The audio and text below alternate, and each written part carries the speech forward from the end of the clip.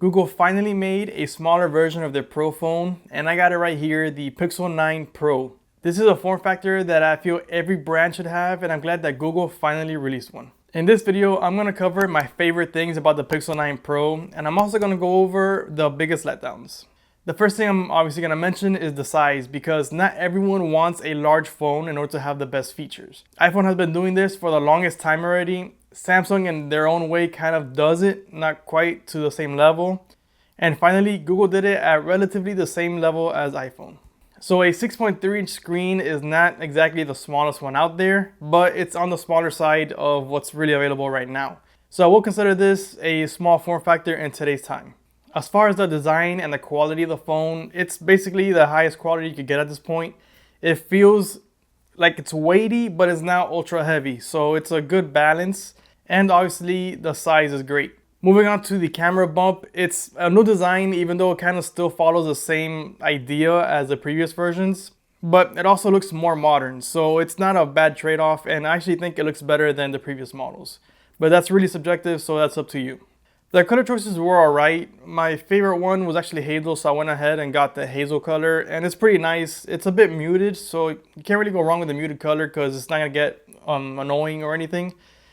If you go super bright, it might get annoying at some point or might fall out of style a bit faster, I guess.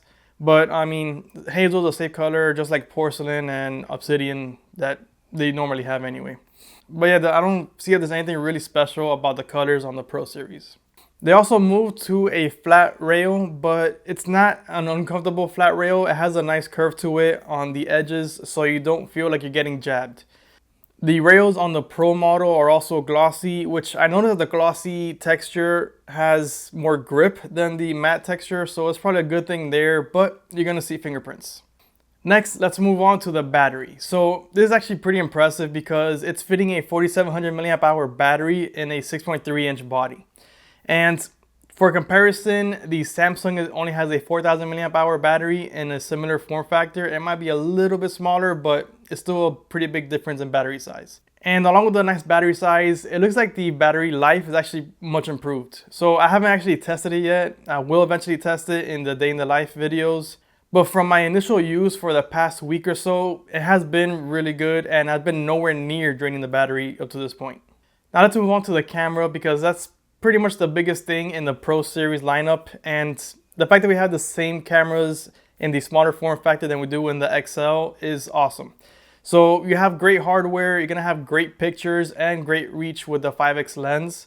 But besides that, you also have all the nice features with the camera app itself. You're not being limited because it's the Pro series, you're gonna have all of the features. In terms of the camera software, I think that the Add Me is the best feature that they added this year. I thought it was gonna be a bit gimmicky, but within that first week of using the phone, it already came in handy. The pictures weren't perfect, but they were pretty good. Better than if we had to, squeeze in and use the front-facing camera. Of course, if you zoom in, you can notice the AI portion of things where it kind of stitched the photos together. But if you do it properly and you don't move too many things around in the scene, it's gonna do a pretty good job. One of my favorite things from last year's Pixel 8 Pro was transferred over to the Pixel 9 Pro and 9 Pro XL. So I'm glad that the Pixel 9 Pro has the increased security face unlock. So you can actually use it to unlock your bank account and all these other different apps that require a higher level of security. It's very convenient, and in terms of unlocking your phone, it's pretty much the best one on Android that I've used so far. It's quick and it's accurate and does the best in low light from my experience. And continuing on with the security, they changed the fingerprint to ultrasonic. Before it was optical, and the issue with optical is not that it didn't work well or it was slow. It actually felt like it was fine for me. The issue was that when you're in a dark place and you didn't align your finger just right, you were just blinded by the light that came from it. It was super bright. So now we don't have to worry about that. It's ultrasonic and it's quicker, it feels like anyway, and I haven't had any issues whatsoever in terms of accuracy. It's super accurate.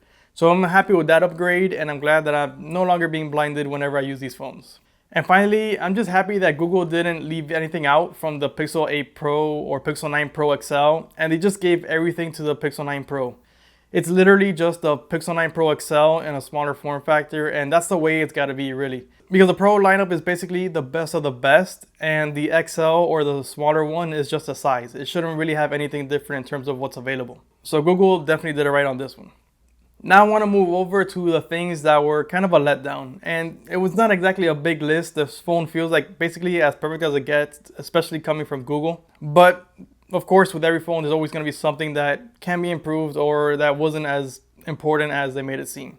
The first one was the biggest letdown for me because I was looking forward to it from the Pixel 8 Pro and it never came. And it came with the Pixel 9 Pro, but it's not as good as what I thought it would be. It just didn't deliver. And that's the enhanced zoom. The first issue with it is that it's not in the camera app, it's in the Photos app. So you have to edit the photo and then you have to zoom in or click on the tool to choose an enhanced zoom, and then you can zoom in and enhance it. So it's a multi-step process. It's not happening automatically or quickly really, because you have to go and look for the photo and all these different things. And the output is not even anything that's gonna make too much of a difference, honestly. And the second thing about it is that I was expecting, based on the way that they showed in the keynotes, at least from last year, the one I remember, it was gonna make a drastic difference when it comes to cropping in or zooming in a lot, and it really doesn't. So if you have letters, it's gonna do that pretty good. It's gonna make it a little bit more recognizable, and it's gonna make it a little bit more clear. But it's not to any point where it's gonna be a great photo again. It's still gonna be a low res photo. You're gonna see the pixels just a little bit blended in. That's all. It's nothing too amazing. So it was a letdown for me. The second letdown was the 8K video. So at this point, even though it's not something that's widely used yet, it's nice to have the 8K as an option.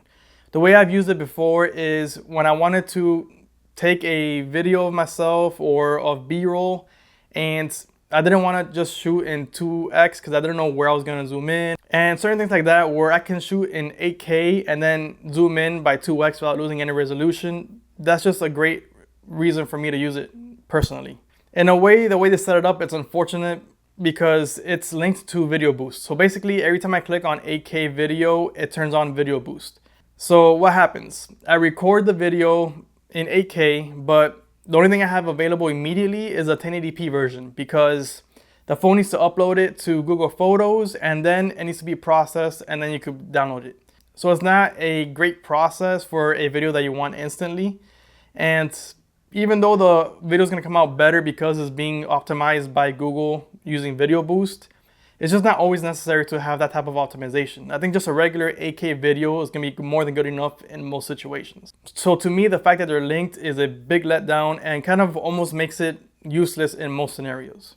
And the final letdown for me is the price mixed with the starting storage size.